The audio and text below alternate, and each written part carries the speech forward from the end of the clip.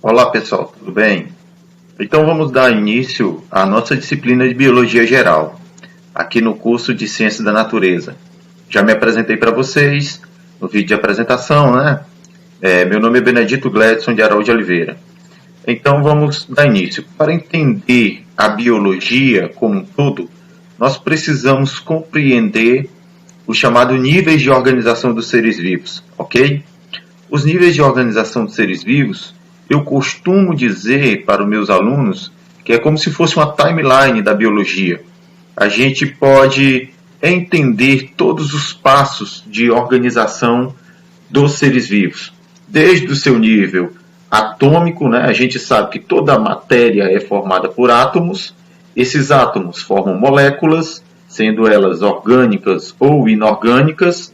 Essas moléculas elas se reúnem para formar orgânulos, esses orgânulos formam células, células formam tecidos, tecidos órgãos, órgãos sistemas, até chegar em um organismo vivo, ok?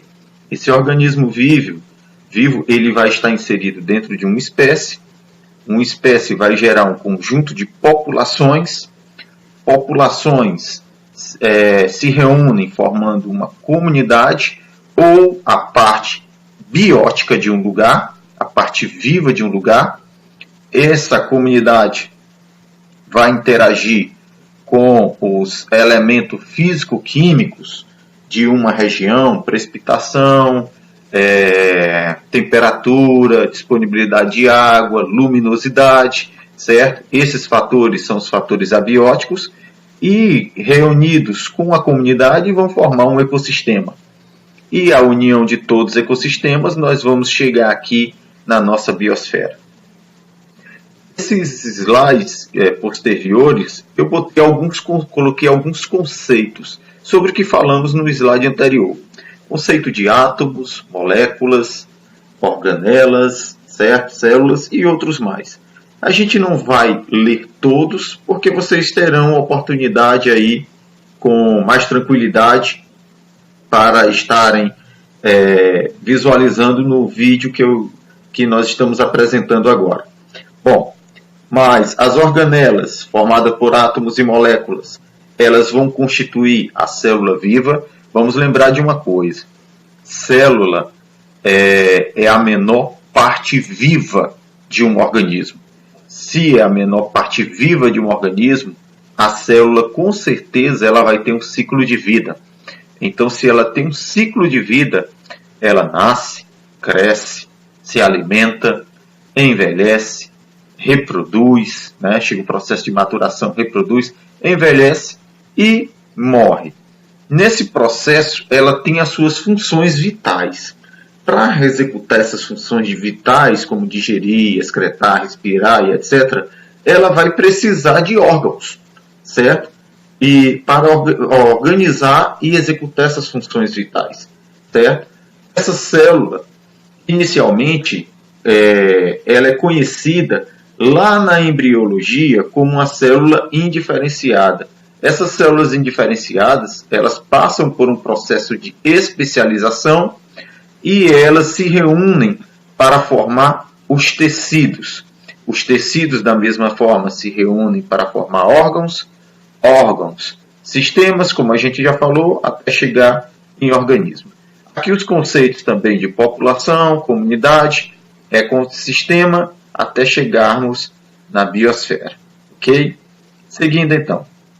O primeiro assunto que nós encontramos na nossa unidade 1, que compreende, na verdade, a unidade 1, é a citologia, certo? A citologia, ela é a parte da biologia que se destina ao estudo das células, tá certo? E numa classificação bem abrangente, nós encontramos dois tipos de células, certo? Nós encontramos as células procariontes, né? As células procariontes, elas são um tipo de célula que não contém membrana nuclear, tá certo? O conteúdo nuclear dela está disperso no citoplasma, tá ok? Então, por isso o nome procarionte. Lembramos que membrana nuclear vem do termo carioteca.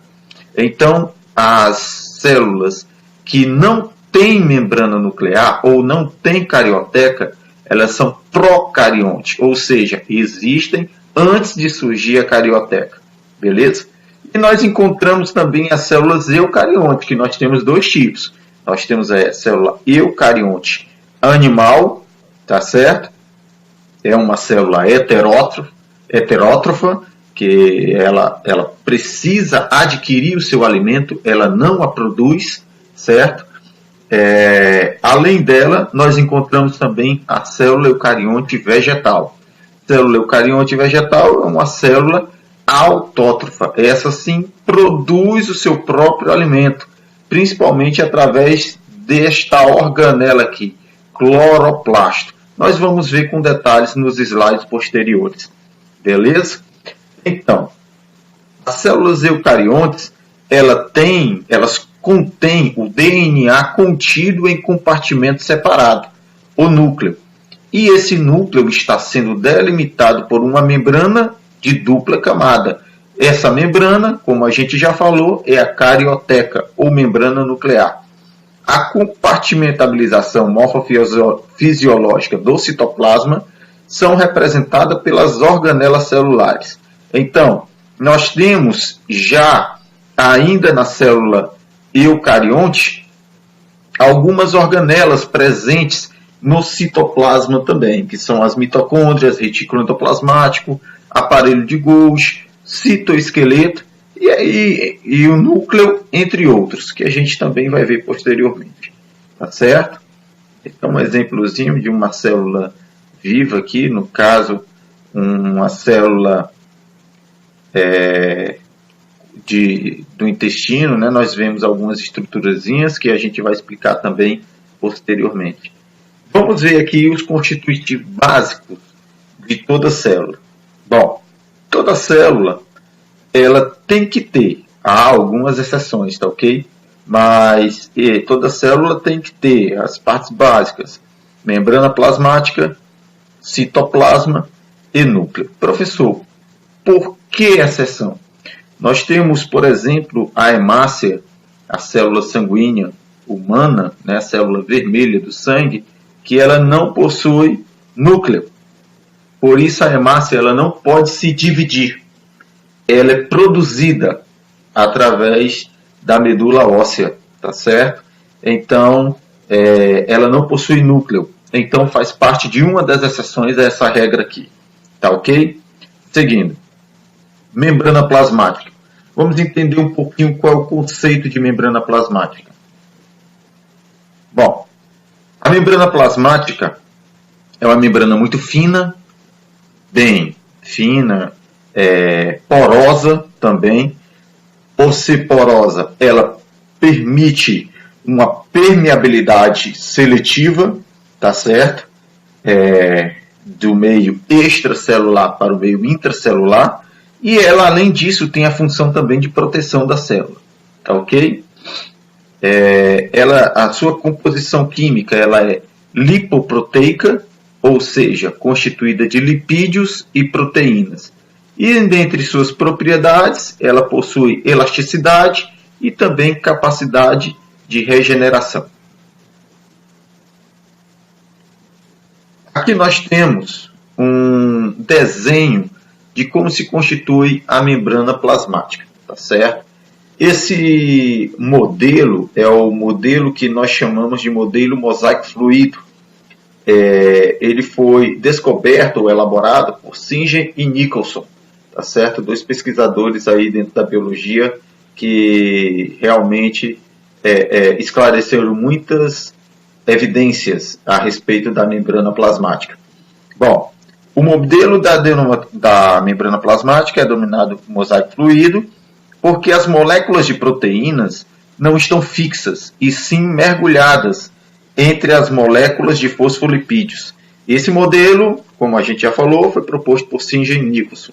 A membrana possui uma porção hidrofílica que corresponde às camadas externas de lipídios e uma porção hidrofóbica, correspondente à camada interna da membrana.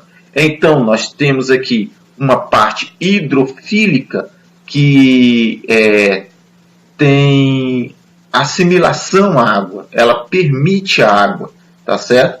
E nós temos aqui entre a dupla camada lipídica uma porção hidrofóbica que tem aversão à água. Isso vai ser importantíssimo, porque os componentes que aqui se encontram no meio extracelular, eles ficam diluídos em água e eles são atraídos pela porção hidrofílica, mas são repelidos pela porção hidrofóbica. E eles só conseguem adentrar a célula quando eles encontram uma proteínazinha como essa daqui, ó. No caso, essa proteína grande que vai de uma camada à outra da célula é uma proteína que nós denominamos de proteína integral da membrana plasmática. Ela permite a seletividade celular, aquilo que entra e aquilo que sai da célula. Tá ok? Então vamos seguindo.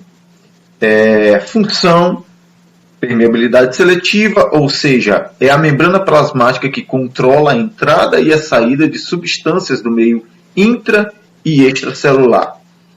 Nós temos aqui a bicamada fosfolipídica, aquilo que nós já falamos, é composto aqui de uma cabeça hidrofílica que atrai água, contém fósforo ou um fosfato, e uma cauda hidrofóbica que repele a água, né?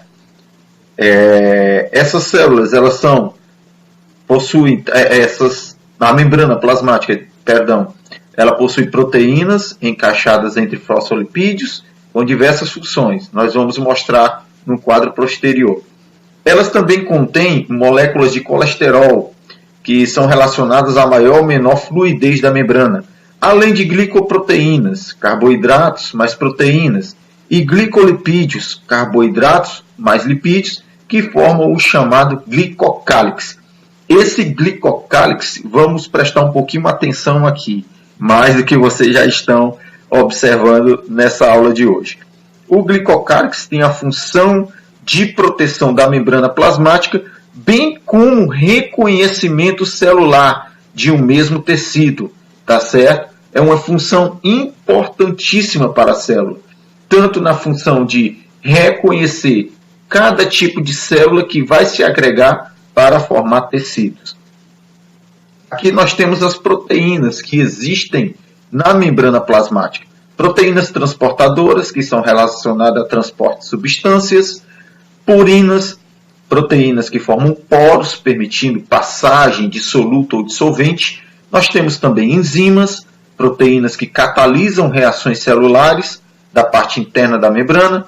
Nós temos os receptores, que são substâncias provenientes do meio externo, que se ligam a receptores numa reação específica, e glicoproteínas, glicolipídios, que funcionam no sistema de reconhecimento celular, como nós já falamos.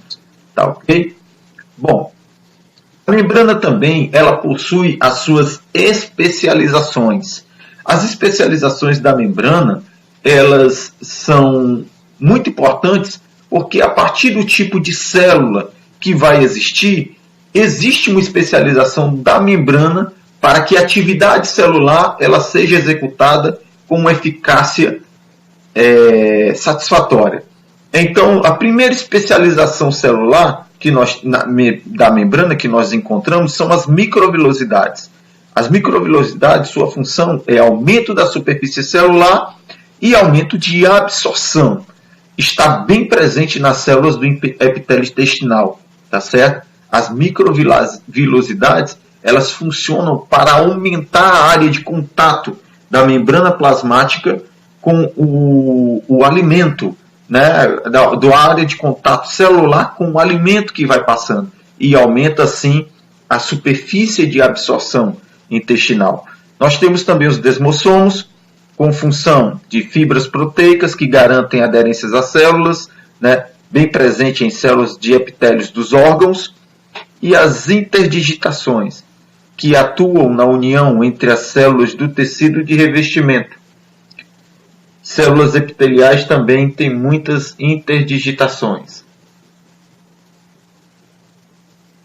Aqui nós temos os exemplos nas figuras, microvilosidades, desmossomos, aqui fixando uma célula a outra, as interdigitações, né? Uma célula invaginando na outra, tá certo? E aqui a basezinha da membrana. Bom, vamos entender agora um pouquinho sobre os transportes presentes na célula. O que a célula realiza de transporte? Nós temos basicamente dois tipos de transporte, mas nós temos também os transportes em bloco. Então vamos conhecer primeiro os dois primeiros, que são os transportes passivos, né, e transporte ativo. Primeiro transporte passivo que nós encontramos é a difusão simples. A difusão simples, ela consiste na passagem de soluto da área menos concentrada para a área mais concentrada, tá ok? Levando a chamada isotonia, quando você tem a concentração agora equilibrada. Então, a difusão simples é a passagem de soluto. Em toda solução nós temos soluto e solvente. Quando você passa soluto por uma membrana semipermeável aqui, simbolizando a membrana plasmática, nós temos a difusão simples. Difusão facilitada é quando você tem alguma proteína que está carreando esse soluto, ajudando no processo. Aqui ainda não há gasto de energia, tá ok? Mas está facilitando esse processo de transporte de soluto. Então aqui nós temos a difusão facilitada. A osmose já é o inverso. É a passagem de solvente, tá certo? Do meio hipotônico para o meio hipertônico. Quando o solvente é transportado, então aqui nós temos o processo da osmose, tá certo? Bem, pessoal, todos esses transportes, eles ocorrem sem gasto energético, tá ok? Por isso que o transporte é passivo, tá certo? Sem gasto de ATP, adenosina trifosfática. Vamos seguir. Aqui nós temos uns exemplozinhos de osmose, tá certo?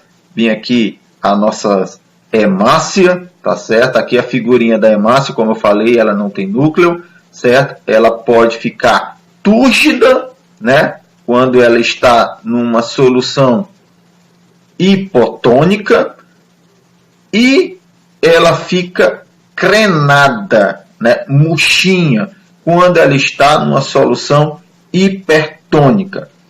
Bom, esse foi um exemplo de célula animal, né? A hemácia. Na célula vegetal, nós não temos muita percepção no meio externo da célula. Por quê? Porque a célula vegetal ela tem um revestimento de parede celulósica, tá certo? Essa parede celular ou parede celulósica, ela impede a deformação da célula. No entanto, internamente aqui a membrana é afetada sim, pelo mesmo processo como ocorre na célula animal. No entanto, externamente, a gente morfologicamente não observa essa alteração.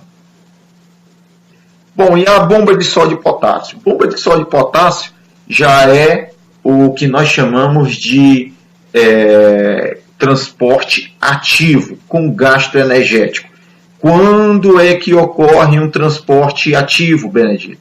Quando você está fazendo um esforço para transportar solutos, tá certo? A bomba de sódio e potássio, ela funciona nesse esquema, tá certo? Nós temos o transporte com gasto de energia. A energia está sendo gasta para transportar ou potássio ou sódio. Beleza, pessoal? Então, nós chegamos ao fim da nossa primeira aula. Vamos dar continuidade na segunda aula e a gente se vê lá. Grande abraço, Deus abençoe.